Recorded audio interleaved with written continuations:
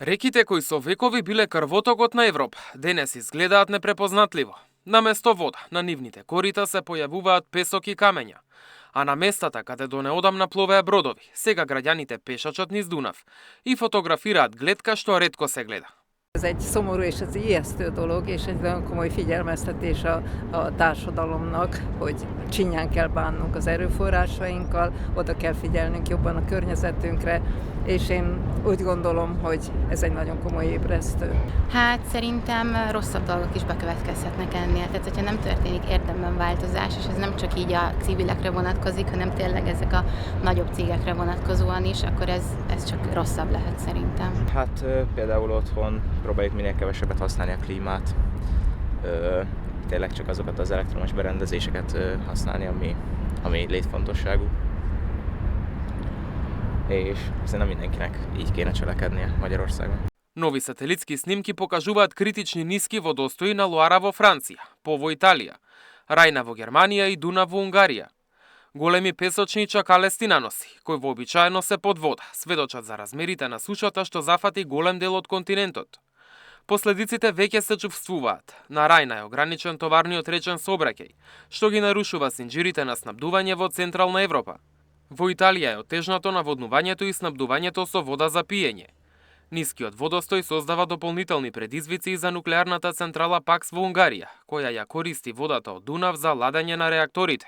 Во Србија е намалено производството во хидроелектраните Ѓердап 1 и Ѓердап 2, а властите предупредуваат дека состојбата може дополнително да се влоши во следните месеци. Nažalost, prognoze nisu dobre. Ovde je iznet podatak da je 1990. godine postignut taj minimum, minus 143 cm. Mislim, treba imati u vidu da je to bilo u januaru mesecu. To je bila posledica pada dugogodišnjeg koji je počeo u ranijem nekom periodu.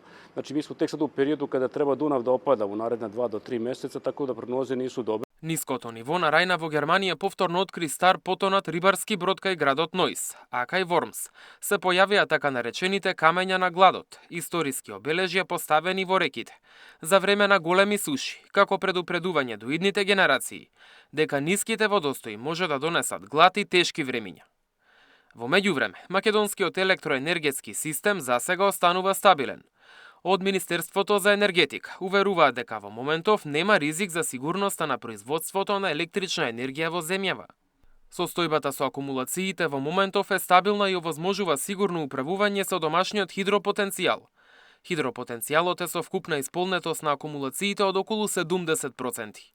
Тоа овозможува да се одговори на актуелните потреби во рамки на планираното производство. Дека Македонија годинава има поволна хидролошка состојба, оценува и хидрологот Атанас Угрински. Според него, врнежите во текот на годината обезбедиле подобра водна состојба, во споредба со дел од европските земји. Оваа година имавме прилично добра хидролошка состојба. Имаше врнежи од дожд, од снег во текот на годината. Во текот на месец февруари и март имаше и поизразени врнежи од дожд и од снег. А исто така и оваа пролет се карактеризираше со краткотрајни интензивни врнежи во попладневните часови, така што можам да кажам дека не очекувам така драматична суша да има како што ја спомнавте во Западна Европа, како и поголеми реки како Дунав, Рајна и така натаму. Според него, водостоите во земјава засега се на задоволително ниво, иако продолжен сушен период би можел да донесе намалување на водостоите. Во реките се уште има доволно количини на вода како за овој период од годината. Исто така езерата не се на минималните коти, така што изворите исто така не се на ниту близко до минималните водостои, така што очекувам прилично добро да го пребродиме во сушен период. Иако не се знае колку би требало, нели, доколку имаме продолжен во текот на август, септември, секако дека може да има уште пониски водостој, но мислам дека има добра основа за по-добро да го пребродиме сушниот период за разлика од овие западноевропски земји. Топлотниот бран што ја зафати Македонија продолжува и во следните денови. Мартин Арсов, Сител телевизија.